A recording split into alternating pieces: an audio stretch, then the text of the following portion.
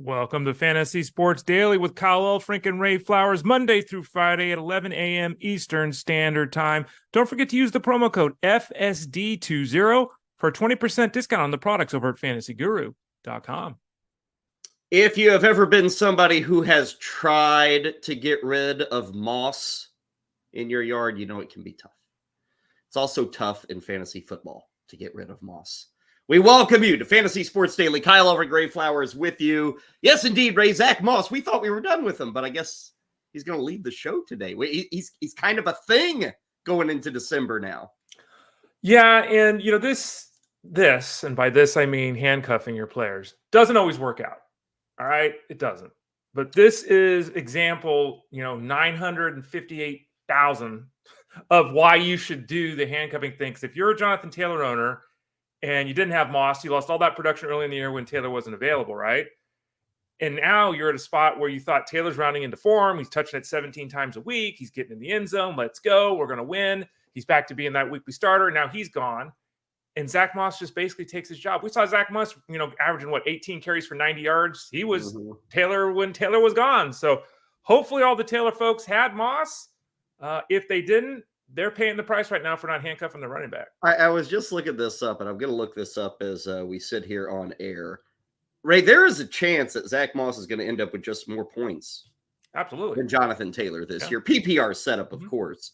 And we'll get into some PPR stuff. We thought we'd talk about running backs, but I got to take a look at this because neither guy is way up there. I mean, Moss is sitting at 129 points in a PPR setup. Taylor's 94. And now Moss is probably looking at the next 3-4 games. So, yeah, Zach Moss is going to be the better running back. We will discuss the outlook for Moss, the outlook for Taylor, the outlook for the Colts, some other running backs as well, as we get rolling on Fantasy Sports Daily. Great to have you with us, Ray and I, here each and every day at 11 a.m. Eastern. Going for about, 50 minutes or so on average, sometimes a little longer, sometimes a little shorter. Just going to be Ray and I and his Blackhawks jersey. Does that say Griswold on the back by any chance or not? No, this is real. What's it say? Roenick. Jeremy Roenick. This jersey actually is the first non-Sharks hockey jersey I ever got. So this thing's from 1993. It's not new. You're wearing it well still. Oh, thanks. You got the assistant captain tag on it. Look at that thing. Yeah. Authentic as can be. Welcome to everybody. Shoot us any questions in the chat room if you would like. Welcome to those on Facebook, X, those listening on the podcasting side of things. Great to have you with us each and every day. Mention that we're going to talk Zach Moss, a lot of other things to get to today on the show. We're about 2/3 of the way through the season. Did you realize that? Actually more if you play fantasy football. Since we were talking about Moss and Taylor and kind of that fallout, we'll take a look at running backs and what makes for a good PPR running back season. I'll give you a hint. Health. Like, that's it. It's just being out there and being available. Speaking of health, Kenneth Walker, will he or will he not play tomorrow night for the Seattle Seahawks? We'll get you the latest on that. We'll take our first look at some Week 13 spreads and totals. Elsewhere in football, I had no expectation of talking about this, but now I will. Arthur Smith says that Kyle Pitts is a big part of the Falcons' offense. There's like zero evidence to that. And we never miss an opportunity to go after Arthur Smith. So we'll do that. Also, a bit of baseball. Big dollars, big bucks could be spent on a 19-year-old coming from a team that doesn't usually spend money. So we'll tell you who that mystery man is. No free agent signings as of now, but hey, if anything happens over the next 45 minutes, we'll make sure to tell you. Of course, FSD20, that'll get you 20% off everything at fantasyguru.com. Articles already up today, looking ahead to Week 13 on the DFS side. I think we got the QB breakdown for Week 13. I noticed that Jorge Pucks already has his NHL DFS breakdown coming up for tonight. We got a handful of hockey games, so you can get ready for the hockey campaign this evening. All things coming your way over at fantasyguru.com. Ray's probably even working on some giant column as we speak, right, Ray? Yes, Kyle, I am doing that. I've got the weekly matchup article that'll be out bright and early tomorrow morning, right before the show. That thing last week it was like 15,800 words. It's a lot of stuff. charts, graphs, and all that, making one significant change to the article this week because things are changing, right? Injuries, all this kind of stuff, trends. Instead of looking at against the defense all season long, we're now going the last 4 weeks. So we're shrinking things down a little bit. What happened in week 3 is not necessarily applicable today. So that's one of the major changes in the article, but the rest of it's the same as every week. Yeah, it's a key component, especially with defenses and offenses. I mean, it's very easy for all of us to understand, hey, offenses can change when an injury happens. I mean, we've seen a lot in 2023. A quarterback goes down, and all of a sudden the offense just goes in the toilet. I mean, that's very easy for all of us to understand. It works defensively, too. Maybe not to the extreme of a quarterback going down, but if a D lineman is lost, if a linebacker is lost, a solid to upper end cornerback certainly can change things. So it's good that Ray has taken a look at kind of last 4 or 5 weeks and some of the returns and results. So be ready for that column, which will be dropping tomorrow. And Ray and I will talk more about that coming up on Thursday's show. Ray, let's begin with the Colts. Kind of surprising news on Wednesday. Pretty well out of nowhere. Jonathan Taylor has a thumb injury. He just was coming off his first multi-touchdown effort of the season this past Sunday. There were no reports of any sort of injury, but it's a broken thumb. He's going to have surgery. They're saying 2 to 3 weeks. Who knows? They're going to try to avoid IR. Remember, the Colts are in a playoff race. I don't think anybody thinks of the Colts as like a contender, but they're probably going to make the playoffs out of the AFC, make one of those top 7 seeds. So they need to keep racking up wins, and now they're going to do it without Taylor, Ray, and that means Zach Moss has returned. And just a reminder to everybody, Ray, when Zach Moss was the guy for the Colts, which is way back in week 1, 2, 3, and 4, massive. I mean, he got 89 carries in those 4 games, and some of that was with Richardson. Some of that was with Minshew. 20 touches a week. That's like the expectation, right, Ray? Mm-hmm. I mean, 20 rushing, receiving, 18 to 22 touches is kind of where I look at Moss for the next few weeks. Yeah, and Taylor missed time in the second half, and Moss saw his workload increase over the weekend, and there was speculation that maybe there was an injury there because this was weird. Nothing was confirmed, like you said, until later on.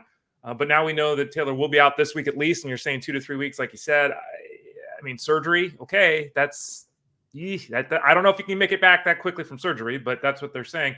Moss was dynamic the first 4 games that he played. Didn't play in week 1, then weeks 2 through 5 is dynamic. But the first 7 games he played, Kyle, was even longer than that. He averaged 18 carries for 85 yards. Mm-hmm. And, he got in the end zone 5 times in 7 games. And there was only 1 big game as a pass catcher, but he was averaging a couple of catches a week. And so to your point, we're looking at 15 to 20 touches, I think. He's obviously going to be the goal line guy. He's going to be someone that, should be effective running the football as they have been all season long. Zach Moss, and I hate using this term because it's overplayed, but if Taylor is gone for the season, if it's longer than 2 to 3 weeks, right? That's something he has a setback or whatever. Moss can be a league winner because RB1 purely off quantity. He could be a league winner, absolutely. And I'm shocked. I've seen some people say he was on the waiver wire, and it's like, boy, like again, if you had Taylor and you didn't have Moss, you blew it. I'm just sorry. I got no nice thing to say. You blew it. If Moss was out on the waiver wire, I mean, I caution a lot of people in the Discord over at fantasyguru.com. Again, you can use the promo code FSD20. You see it on the screen there for discount on all the products. I cautioned so many people who for the last couple of weeks wanted to drop Moss. And I kept saying, don't drop Moss. Don't drop Moss. I don't have Taylor. Don't drop Moss.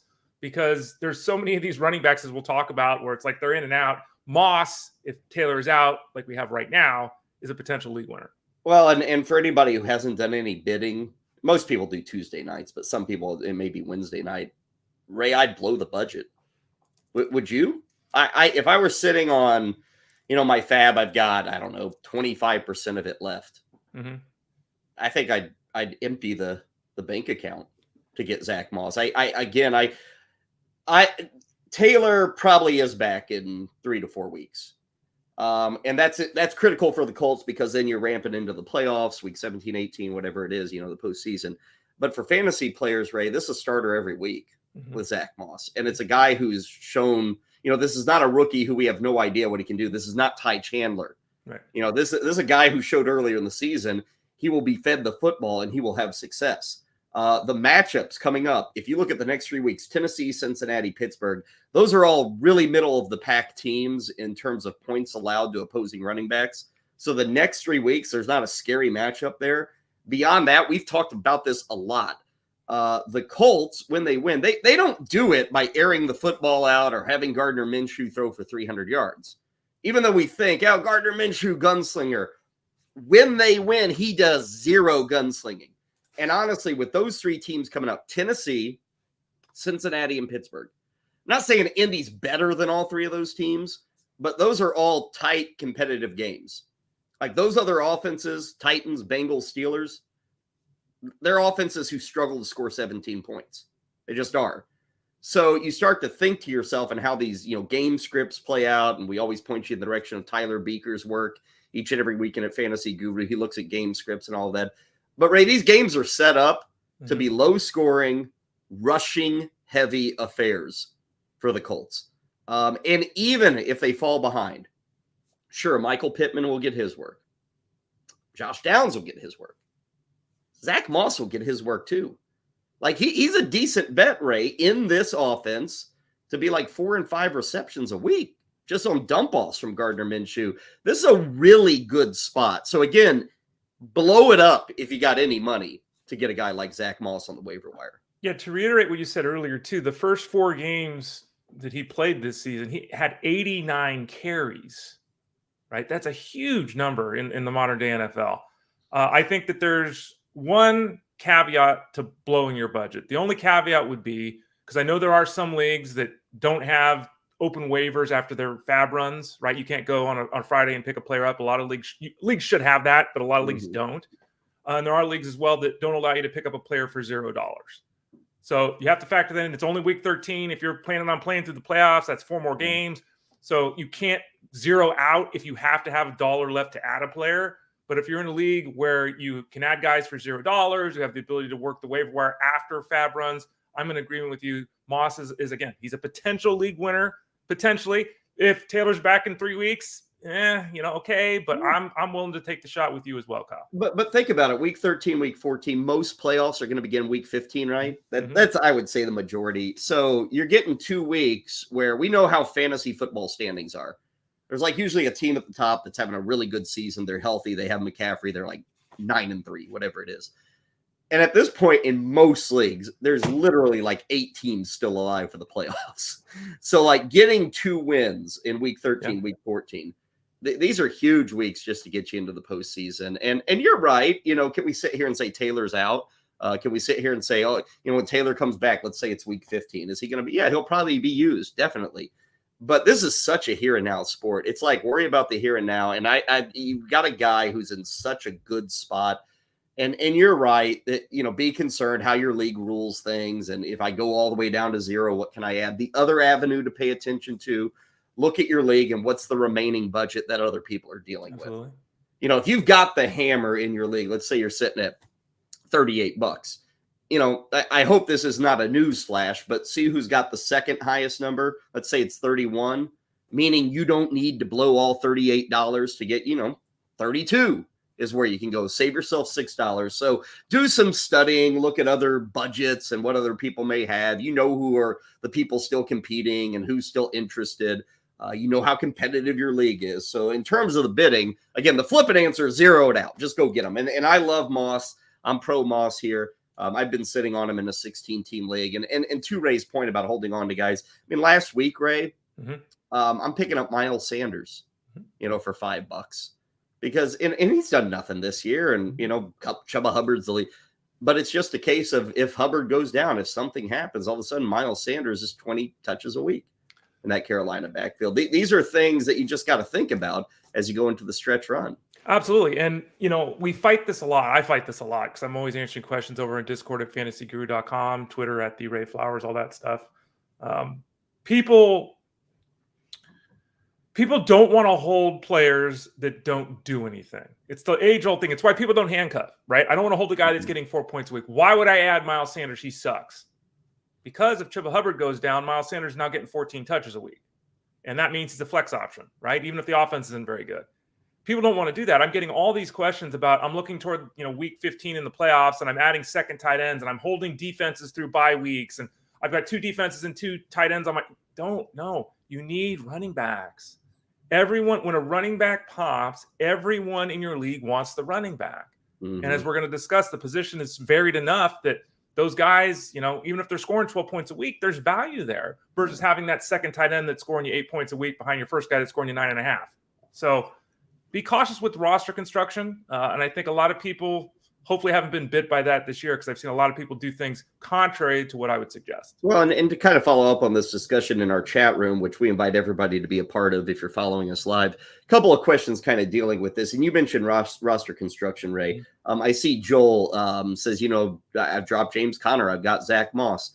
And he says, hey, I'm loaded at running back. I know dropping James Conner isn't the greatest thing, but and in some leagues, more leagues than I've never been in a league where you're required to have a certain number of running backs, or you can't have more than the league limits you have. So if that's the case here, okay, I'm fine with it.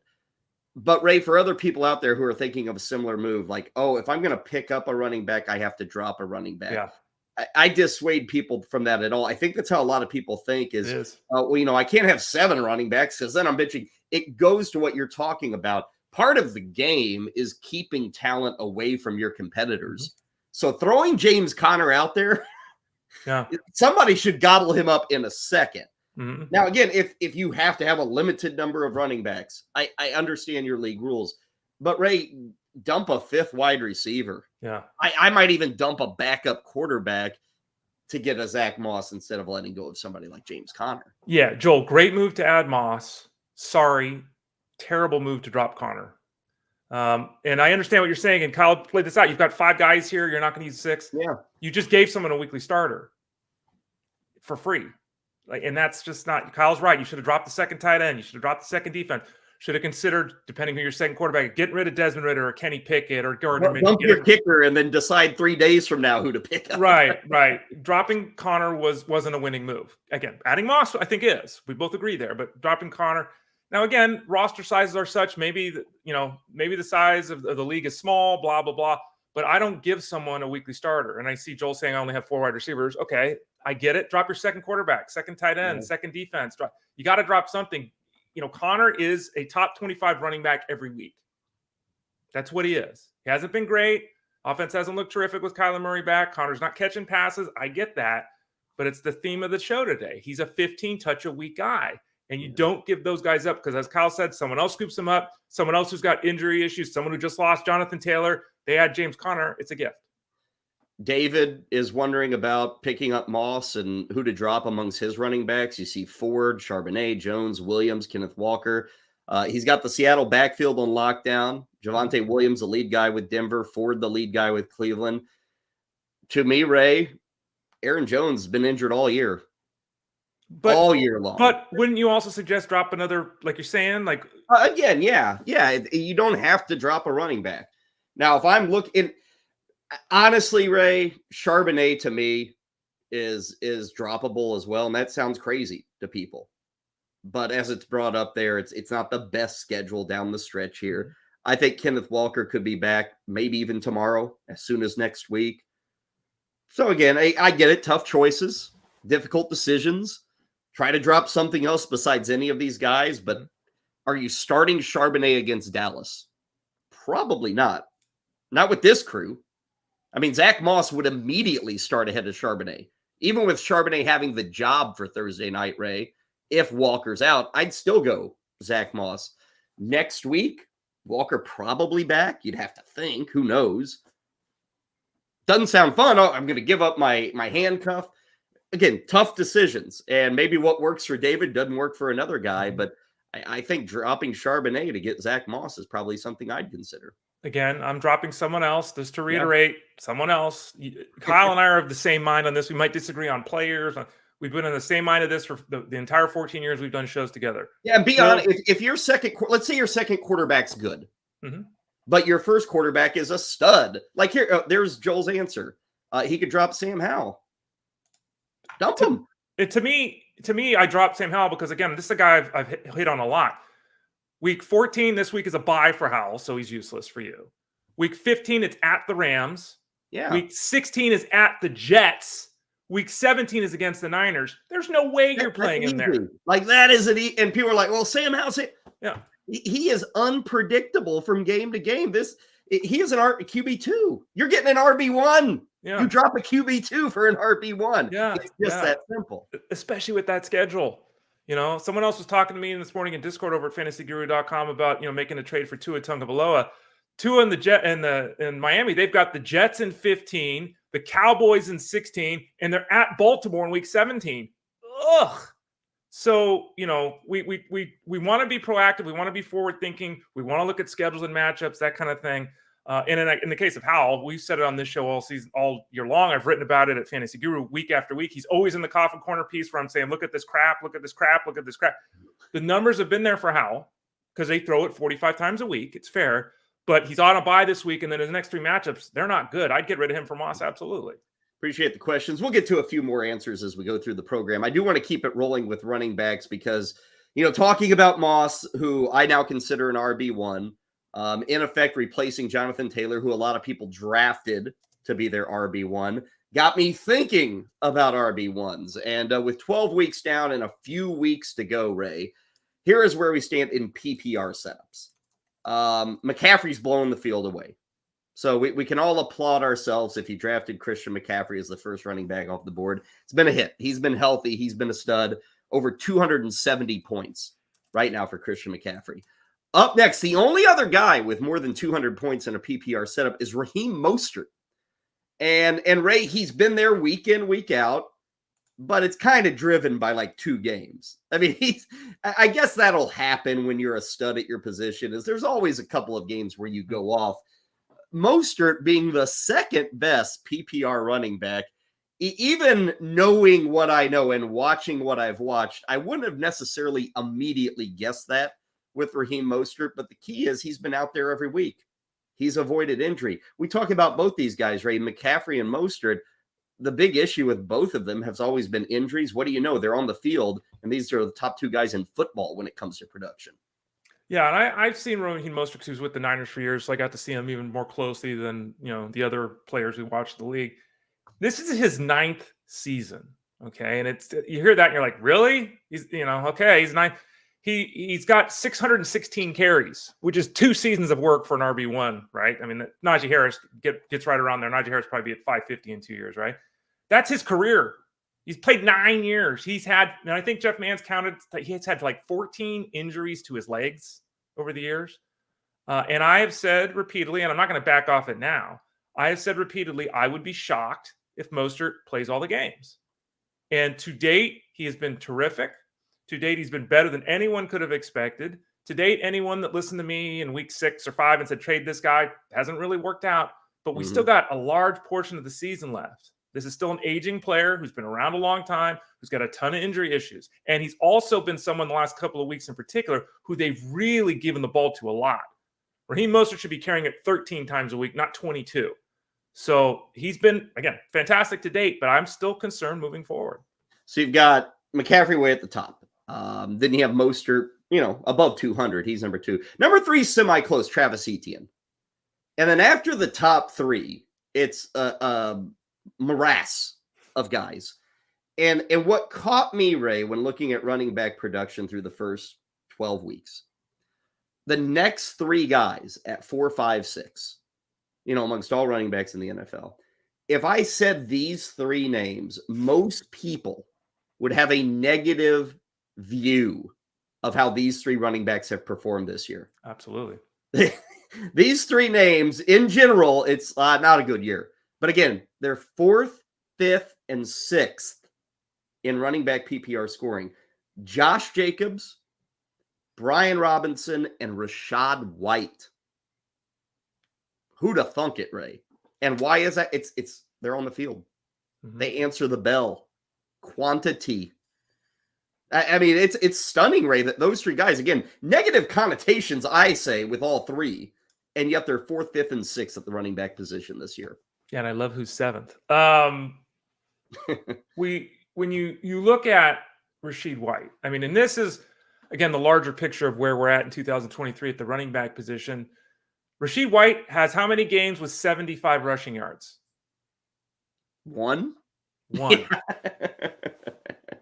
1. And there was a time not too many years ago that if you didn't run for 75 yards a week, yeah, you're not in the starting lineup, right? But that's not where we're at now. You're right. Being on the field matters. Catching 3 or 4 passes in a PPR setup, even if that's all it is, matters. When you can have 5, 6, 7, as White has had at times, there you go. Brian Robinson is, I mean, of all of these guys, Brian Robinson has been, I've had, 1,500 questions about benching Brian Robinson this year? Like, legit. Like, every week people want, and I'm like, he's a running back 1. He's top 5 in football, the position. Yeah. Crazy. And his issue is that he's another one of these guys. He's running for 61 yards a week.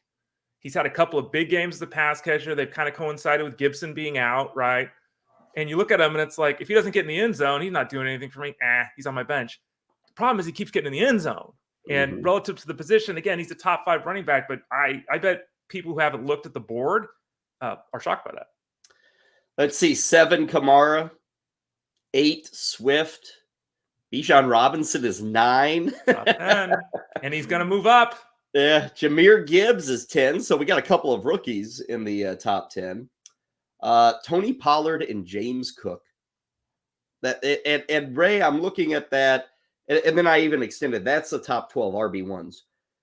13 of the top 15. And the next 3 names, Pacheco, Derrick Henry, Breece Hall. Those are 13, 14, 15. 13 of the top 15 have played every single game this year. And what does that mean? What's actionable here? Well, I'm going to say this in November, and we'll see if anybody remembers come up next August. But the actionable material here, Ray, is, at least as I see it, some people would say, well, what's actionable there is 0 running back, which is totally false. Totally false. Bijan Robinson, Pollard, Swift, Etienne, Mostert, CMC, Josh Jacobs, Derrick Henry, Breece Hall. These are not 0 running back guys. These are guys you had to draft early. To me, Ray, because we don't know who's going to stay healthy. None of us do. We have no idea. This is why you pile up running backs on draft day. Some people would look at this and say, oh, yeah, ignore running backs until the 5th round, 6th. No. I want to increase my odds of getting one of these guys. I want to increase my odds. Was Kyle Elfrink high on Rachaad White entering this year? Hell no. But would I have drafted him if he's a running back for Tampa. If he stays healthy, he can be a top 6 running back in a PPR setup. To me, Ray, this indicates just keep hammering the position. You want to have options. Guys are going to go down. You just don't know who it is. We all thought it would be Christian McCaffrey. He's been healthy every single week. Raheem Mostert, the dude has never stayed healthy. Every single week he's healthy this year. You just got to have choices, right? You got to load up on that position and keep drafting that position when you get to August. Well, I think that I don't necessarily agree. I'm not saying I disagree, but I don't necessarily agree with you got to pile up running backs early in drafts. I think you need to pile up running backs. Yeah, just overall. I leave the draft table. I better have all leagues are different. Okay. Right. At least 5 running backs. Yeah, at least probably 6 in the line. I'd love to have 6 if I got enough rounds to do it. But 5's like, got to have that. Right. Like, I'm not saying that you've got to take 2 running backs in rounds 2 and 3 or anything. But I agree with Kyle. We need volume here. And we need volume at the draft. We need volume if we're doing trades. We need volume if we're looking at the waiver wire. We need volume here. And what has also, I think, really stuck out to me this year in this is the carousel-like nature, because I'm answering all the hundreds of questions every week, right? And I see the names, I recognize the names, and thank you for being part of us at fantasyguru.com. Again, if you're not, FSD20 to sign up for any of our products. I see the same people, just every week, it's a new running back, it's a new running back, it's a new running back. And they're always dropping running back A to get running back B, and then B to get C, and then C to get D, and then D to get E. And it's like, no, that's not the right way. That's not what we're talking about. We're talking about building depth, getting the right guys in the right systems. Okay. And that's very important. And it's something we do preach and teach, coaching schemes, offensive line, all that stuff we talk about, because I bet people have done that merry-go-round action thing and dropped guys that are now top 20 running backs because at the moment, they didn't think they were going to be something. This position has gotten worse over the years. Teams are more willing to use various players in the backfield based upon the matchup and the scoreboard and the down and all that kind of stuff. And then you add in the health piece that you've been hitting on here, Kyle, and it's a minefield, and you got to be prepared to weather it. I'll give you an example from my world. I'm in a 16-teamer. This week, I picked up a guy who's done nothing this season, like literally nothing. and it's purely just in case something happens down the stretch. I picked up Elijah Mitchell for $1. Dumped Khalil Shakir. and Khalil Shakir's been fine, wide receiver 5, 6. But what's the possible payoff? Shakir versus Elijah Mitchell. It's a lot higher with Mitchell. And it may be absolute failure. It cost me $1 and it cost me Khalil Shakir.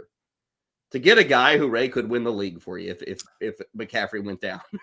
I've got Zamir White in I think 2 of my leagues. And Zamir White has, by the way, he's on the Raiders.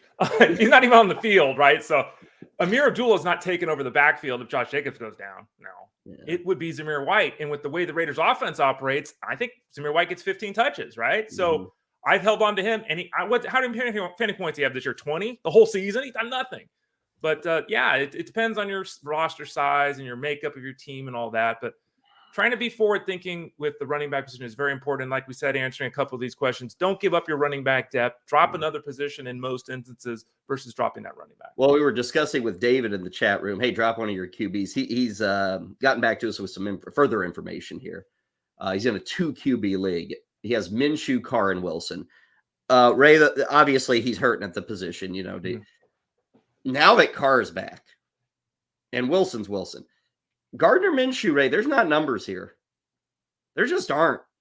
Derek Carr at least can hit for 300 yards. Gardner Minshew ain't hitting for 300 unless things go disastrous for the Colts, which I mentioned their schedule. I don't see things going like they're down 3 touchdowns or, they're going to score 35 points. Like to me, Ray, and I get it, Minshew in a 2 QB league, this gives David choices every week. Minshew, Carr, Wilson, but again, I'm dropping a benched quarterback, a guy who has got 3 touchdowns in the 6 Colt wins this year. 3! Give me Zach Moss every single day. Again, I'm getting an RB1 now. I'm keeping an RB1 from somebody else. Adios, Gardner Minshew. I think there's one, we just to mention it, right? Because it's a 2 QB league. What do we have on the waiver wire? Is it Andy Dalton and Mitch Trubisky? Like if one of these guys gets hurt. I get you, but I'm getting an RB1 here. Again, I'm just saying. We would be bad analysts if we didn't point this out. Now, let me tell you this. What if we got to the point it's like, oh, God, I don't have Gardner Minshew anymore. I'm going to have to go to Kenny Pickett. Now, Kenny Pickett sucks. Yep. Gardner Minshew, check out the numbers, people. They ain't much different. So this idea that, these guys suck on the waiver, Gardner Minshew ain't that good.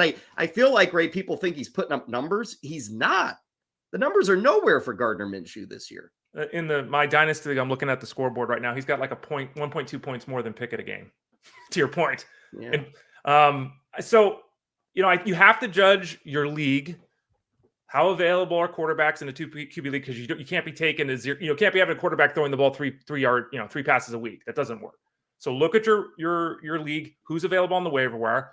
Understand that as we get further along here, everyone drops out, right? Because once we get into the playoffs, half the league's not even involved anymore. They all stop paying attention and go play DFS basketball or something, hopefully with us at fantasyguru.com. But it'll be easier to get guys off the waiver wire because there'll be less competition.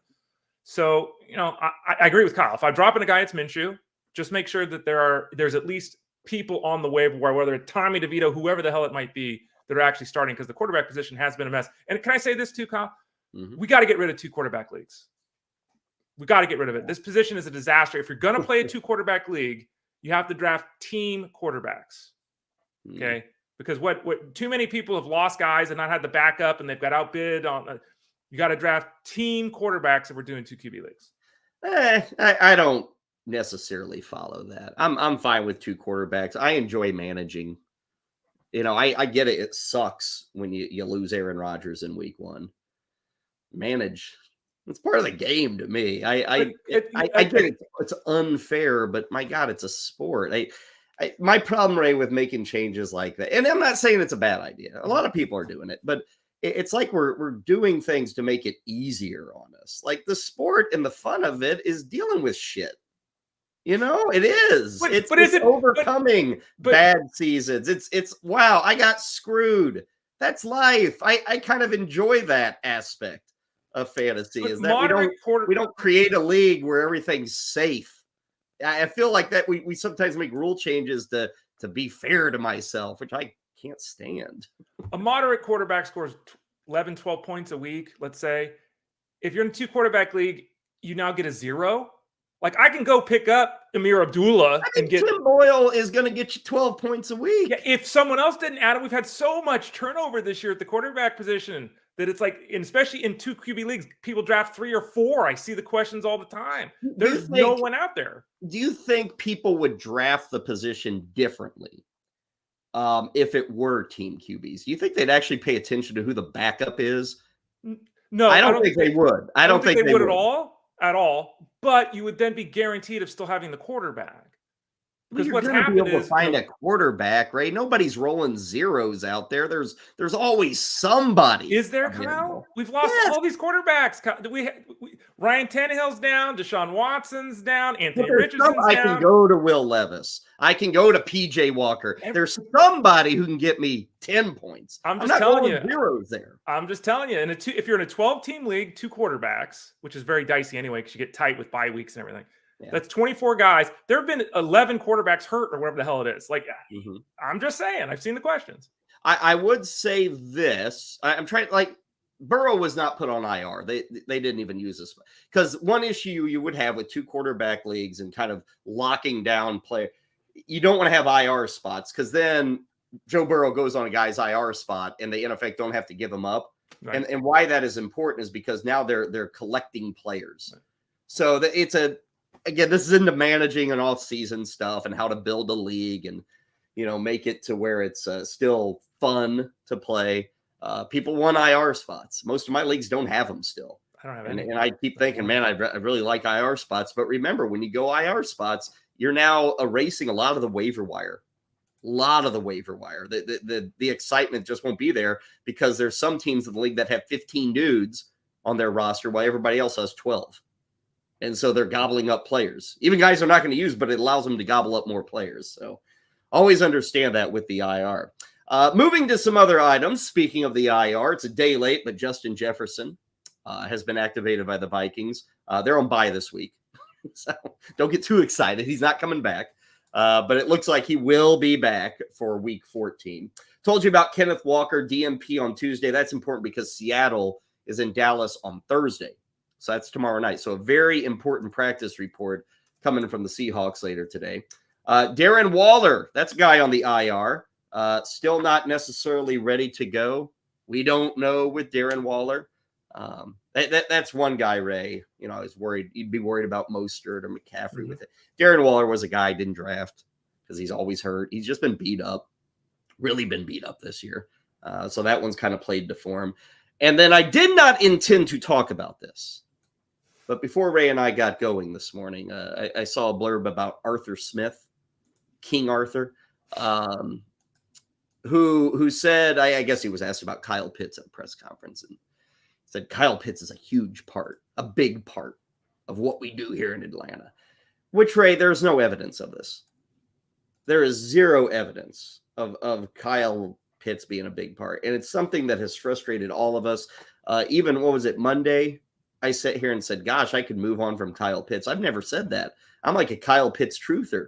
But he is so uninvolved, despite what Arthur Smith says, that it's just a bald-faced lie. I used to be in these press conference rooms, Ray, and nobody ever did this, but this is when the press room needs to laugh at an answer and, piss the coach off. And I know nobody did that in Atlanta. It's very unprofessional. But, Ray, they all should have got up and laughed at what Arthur Smith was saying when he claimed that Kyle Pitts was a big part of this offense. The numbers, I'll get to them in a bit, but they just don't show that at all this season with Kyle Pitts. Well, he is second on the team in targets. Now that's because they. Can I give you some other numbers? Yeah. Would you like to give the other numbers? How about this one? In his first year, Kyle Pitts was on the football field 74% of the time. In his second year, he was on the football field 73% of the time. This year, 61%. Does that sound like a big part of your offense? You're not even putting him on the field. First 2 years he was. How about this one? Red zone. Red zone targets. Rookie season, Kyle Pitts, 14 opportunities in the red zone. Last year, 5. This year, 4. He is 38th among tight ends in red zone chances. No, that is not a big part of your offense. That is any other joker tight end in football, Ray. That's 38th amongst tight ends. What is he, 6'5"? 6'6".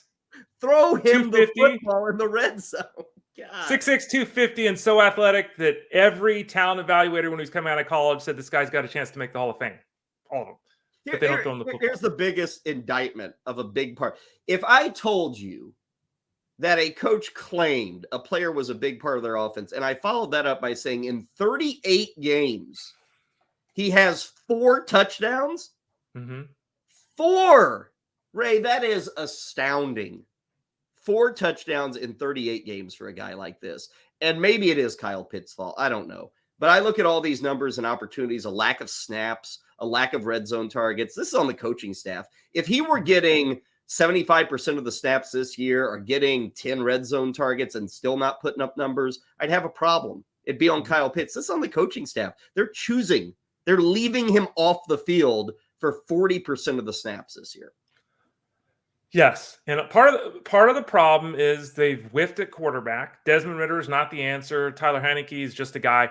I think, and you probably agree, Cal, that Tyler Heineke gives him a better chance. Desmond Ridder is just not. He's not good. But when you talk about a team that is, and I'll just say it, right? And there's a few of these out there. They're inept at throwing the football, and they've been inept at throwing the football for multiple years now. That is on the coaching staff. That just is. They've got Pitts and Jonnu Smith, 2 very athletic, capable tight ends. They've got Drake London, who could be a star in this league with better offense. They drafted Bijan Robinson. They spent all this draft capital on their tight end, on their running back. They didn't use Bijan Robinson enough for the first half of the season. Now they're finally doing it. This team doesn't produce yards. They don't produce points. They don't do anything explosive. All they're trying to do, and they've been this way with Arthur Smith the whole time, is win 17-16. That's all they're trying to do. And they've been effective at doing that. But like you said, Arthur Smith is becoming, if he's not already, and it's not just in the fantasy space, he's becoming a joke because he says things that simply aren't true. People were asking him about Bijan Robinson. He's talking about global warming earlier in the year. Like, what are you doing? Like, he's a joke. He's laughably bad at this. And, if the organization's happy with winning 7 or 8 games every year, keep Arthur Smith. If you want to do something more than that, you're going to have to make a change. I miss that. Bijan Robinson, he started talking about like carbon and tax credits or something. Yeah, he started talking about that. And he also talked about, I think he brought up interest rates or something. It's like, what are you talking about? Like, what are you talking? Answer the freaking question. Why aren't you playing the guy that was drafted top 10? The only running back that everyone said could miss. Why are you not playing him so you can get the ball to Cordell Patterson? What are you doing? I love it. I said it earlier the week. I'll say it again. If Atlanta has any sense, and it's doubtful. I mean, this guy continues to just lie. But they should stop passing. Like from here on out, Desmond Ridder, outside of, hey, we're losing 28-7. But from here on out, they should be 60-40 run to pass. And honestly, they can be 65-35 run to pass. This past week, they were 66-33, 34 run to pass. That should be the MO. And that's what I think they should be and what they should do, which makes Pitts, Jonnu Smith, Drake London, these guys, it's just hard to play them. We'll see. Atlanta will probably come out. Who they got? Jets this week. Here's Arthur Smith, Ray. We're going to go up against the Jets and have Desmond Ridder throw the football 40 times. That's what Arthur Smith's MO says. But, Ray, I look at that matchup. Desmond Ridder should not throw the football 20 times against the Jets. This is just, you got 3 running backs. Patterson, Algier, Bijan. Use them, and use them a lot. Mm-hmm. Nobody should be worn down. You got 3 of them. You can suck the clock dry, take it down to 5 seconds on every snap. There is no business this week in New York, in the Meadowlands, no business of anything close to 50-50 pass to run split. Agreed. Yeah, agreed. And we see teams do this at times, right? Browns have been having to do it because they lost Watson, even though they're throwing the ball a little bit more than they'd like to in some of the games where they have all these plays and everything like that. But you could still win in 2023 doing that. And given the matchup and given the roster, they got to do it. Mm-hmm. Let's see. George in the chat room looking for 2 receivers in a flex non-PPR. Waddle, Olave, Kupp, Tank Dell, Jalen Warren, Charbonnet. pretty easy for me here, Ray. And it's kind of crazy that we're at if Olave's out, which is, again, when you ask these questions, he's got a head injury, so we have to assume he's out right now. now. If Olave plays, I got to play him. Correct. But I'm assuming he's going to be out. That's what I'm assuming. Mm-hmm. So Waddle, Dell, Warren. Those are my three in the non-PPR. Kupp. He'd been quiet all year. He is not healthy. Even when he came back early. I just don't think he's healthy. Charbonnet, I don't like the matchup, and Olave could be out. So it's, Tank Dell, it's tough to sit that guy in a non-PPR, Ray, because he can go off for an easy, 4-101. Yeah, and I agree with the three names that Kyle threw out there. Again, Olave at this point of the week, we just have to assume he's out with the head injury. Almost, I don't know what the numbers are, 90% of guys that have a head injury, they don't play the next week. That's the way it's been this year. With Kupp, I mean, he was strong his first 2 games, and then like the last 4 games have been one of the first 2 games. Like he's just not, his ankle's not right. He tried to play through it. Even though they had all the explosiveness with the points, they scored the 37 last week. Kupp was nowhere to be found. Puka Nacua was nowhere to be found. Mm-hmm. Everyone got excited about, Matthew Stafford throwing for 4 touchdowns. He threw for like 223 yards. So, yeah, as crazy as it sounds, as we sit here on a Wednesday morning, I'm going to agree with you. Kupp's not going to be in. And if Olave gets cleared and plays, again, I think you have to play him. Mm-hmm. I'd probably sit Tank Dell. Nah. I'd probably sit Jalen Warren. I think I'd sit Warren. I'd go Waddle, Olave, and Dell. Man, that is really tough. I'd probably sit Waddle. Okay, but really? Yeah, I mean, because Commanders. Yeah, I know, but this I think something I'm going to go on a tirade on later today on the Elite Sports Show, 3 to 5 p.m. Eastern on Sirius XM. Some people have great teams. And these are all starting. Sometimes you get questions and it's like, do I play DJ Dallas or, Robert Woods? And it's like, oh boy. Well, and what's happened here, Ray, is Waddle, Olave, and Kupp were drafted to be these 3 guys. Right. And obviously things have gone a little haywire. He's picked up Tank Dell. He's picked up Charbonnet or drafted Charbonnet. Yep. I mean, he's done a good job of filling in on the back. So it's good you have these choices. This is not a team that was drafted this way, but it's been built this way within the season. Totally agree. And it's a very good job of managing by George. I just hope, and I know the answer to this is, I just hope everyone, please, next year, if you're not this year, be in a league that starts 3 wide receivers. I am so tired of on a weekly basis having to tell people, bench Devonta Smith, bench Chris Olave, bench Brandon Ayuk, bench Terry McLaurin, because they only play in leagues with 2 wide receivers that start. So please, you're part of the Fantasy Guru team here. You're part of the Elite Mafia. You're part of the fam. Play in a league that allows you to start 3 wide receivers and have a flex. You'll be better off. Your teams will be better. We'll help you get to that success if you do that. Well, and whether you buy a magazine or you sign up at Fantasy Guru or you go anywhere, almost all the preseason rankings are based off 3 receiver setups. If you are in a 2 receiver setup, you don't need to go heavy at wide receiver. And so many, I'd say 90% of the preseason, write-ups and ratings and stuff at wide receiver is with the assumption of, you need 3 starting receivers. It's been the industry standard for decades. Yeah. So if you are in a 2 receiver league, understand you need 15 fewer receivers starting every week. So the board should look differently. You should not be investing in receiver. And Waddle, Olave, and Kupp, Ray.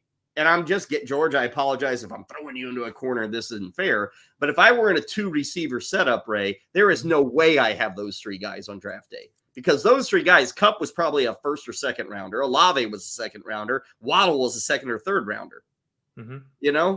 So you overdid it getting those 3 guys with a 2 wide receiver setup in your league. It's just overdoing it. You don't need that much. And I'm looking at NFFC's ADP. I pulled it up real quickly. And who knows, maybe there's a trade in here, blah, blah, blah, right? But Kupp's ADP was 13, Waddle was 20, and Olave was 23. Yeah. So, if you spent your first 3 picks on those guys, you got some bangers. But, and then especially in a non-PPR too. And again, George did a great job managing his team. But in a non-PPR, there's some questions about whether or not the team was built properly if we go super heavy with the wide receiver early. Not saying that George did that. Yeah. And George adds, he made some trades. And again, building up depth and options. So good job. We're not picking on you, George. Just kind of laying it out for how we think or how we reason things.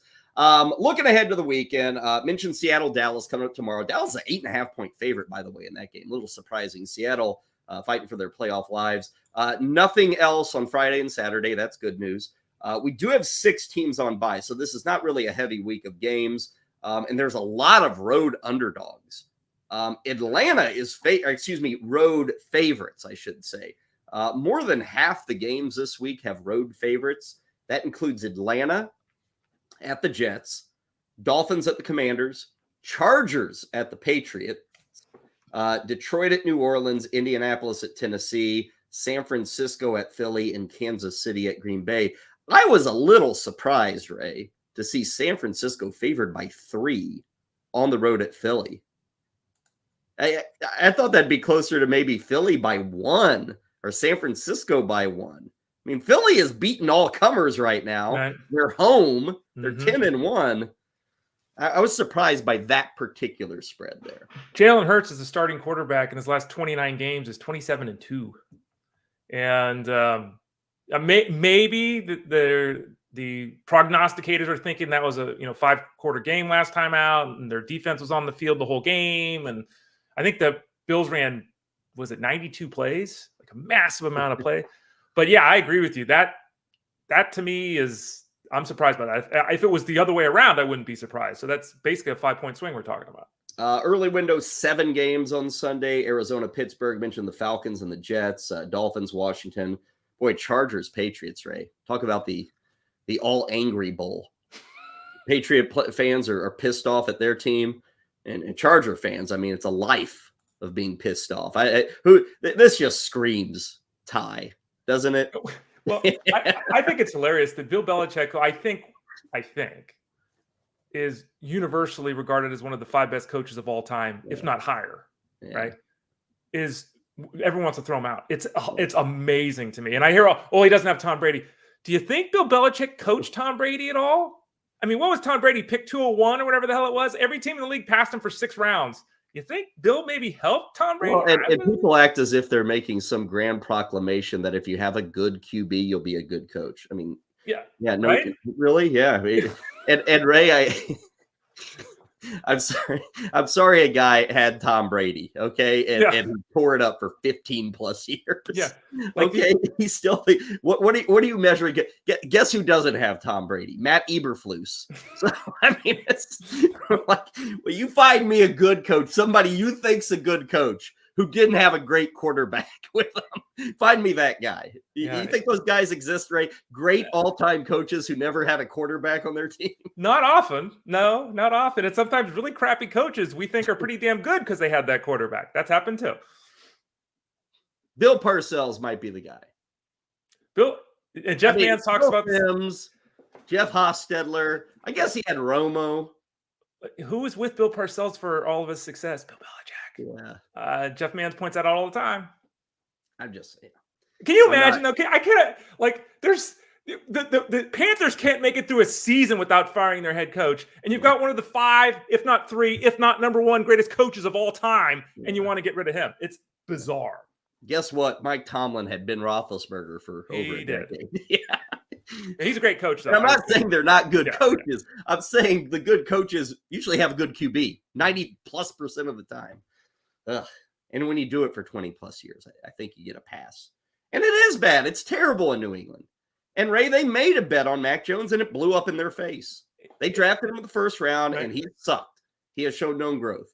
You can criticize him. Go ahead. Let him have it. But don't say he's not a good coach because he can't win without Tom Brady. No, and if there had someone else was their coach, guess what? Their record wouldn't be any better.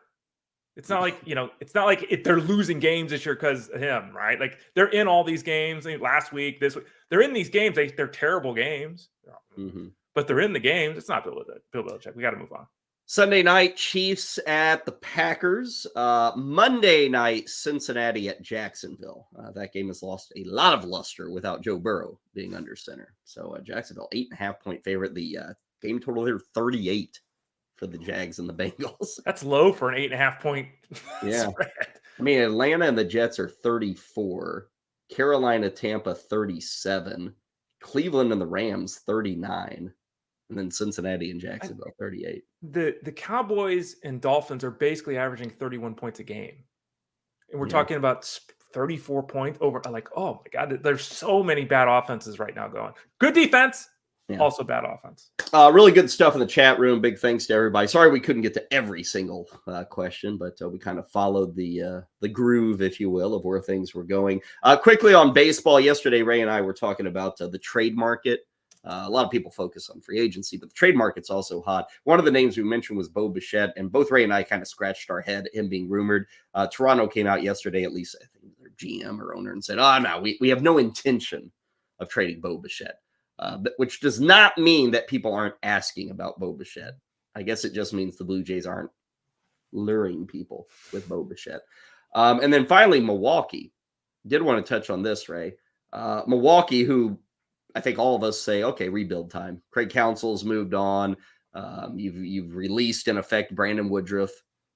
All intention, trying to trade Corbin Burns. It sounds like he's due for free agency next year. So we got to have something.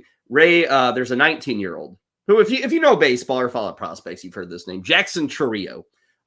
Pretty well everybody has him a top 2, top 3 prospect in all of baseball. He's an outfielder. Big deal guy. He was top 10 everywhere last season. I think he's played 5 or 6 games above AA, and Ray's 19 years old, so he's still really young. Milwaukee's ready to give him a deal, which I got to say, Ray, do it. And I know he could fail out and blows out his knee and he's done forever. But Ray, if I can lock down a guy for 6 years, $50 million, and there's a 10% chance he can be a perennial all-star, I do it without thinking twice. If I'm a team like Milwaukee, if I'm a team like Tampa. Last year, we saw it with Corbin Carroll. Now, they even went beyond that in Arizona. I mean, he got over $100 million. I don't think Chourio, Ray, is going to get like 80, 90 million bucks, but I have zero issue with giving a 19-year-old prospect at this level and with this team and with their purse strings and how it's give him the guarantee. Give him 60, 75 million. I don't care. He went 20-40 last year, in addition to all the stuff Kyle's talked about. I think that this is a growing trend, and it just has to be. And we've seen the Braves do this for a long time, right? They signed Alzi Albies to a long-term deal that was below market value. They signed Ronald Acuna the same way. Luis Robert with the White Sox got 6 years, $50 million before he'd done anything. You mentioned Corbin Carroll. Corbin, I mean, think about that. Corbin Carroll got $111 million. And at the time, you're like, okay, he's a great prospect, very much like Chourio, right? Like on that level. It's a lot of money. After the season he just had, he's underpaid already. Yeah, he earned probably like a $30 million season last year. Yeah. How he played.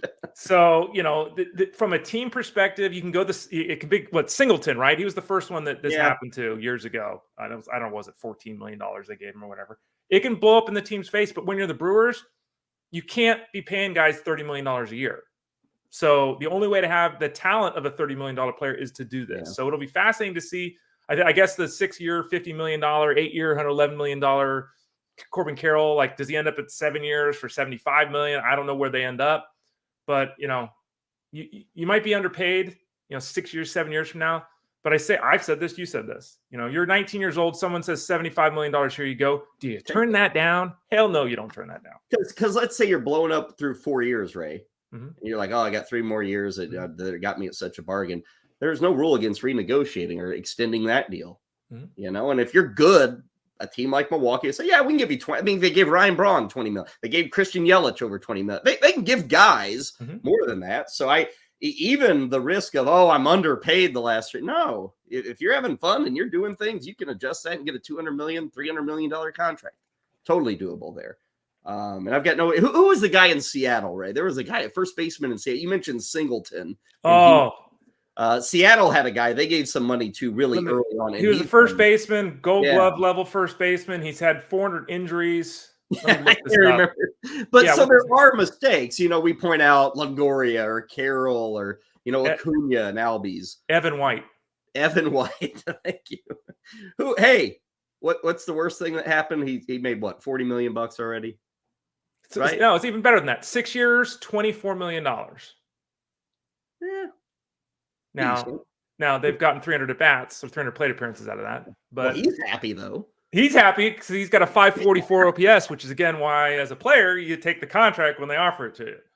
If anybody's interested in offering Ray and I contracts, I guess we're proven, though. We're veterans at this point. We're more on the Cody Bellinger side, yeah.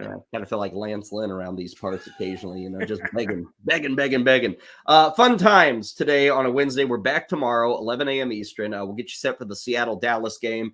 Make sure to head over to fantasyguru.com. I mentioned the NHL DFS already up. NBA is going to be going up. We've got more football coming your way. Ray's big columns dropping tomorrow. If anything on the baseball side happens, Ray's going to write about that. Discord wide open.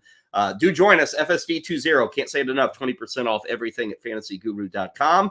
Ray, a pleasure as always. Good solid hour. We'll do it again tomorrow. I thought it was a good show today, Kyle. Glad to be a part of it. Thanks. I'm glad. Finally, what was this? 23rd time we've done this? Yeah. And we finally get a good show, according to Ray Flowers. Thank you very much for that. Kyle Elfrink here. Thanks to all of you following us out there. We will see you tomorrow. This has been Fantasy Sports Daily, powered by fantasyguru.com.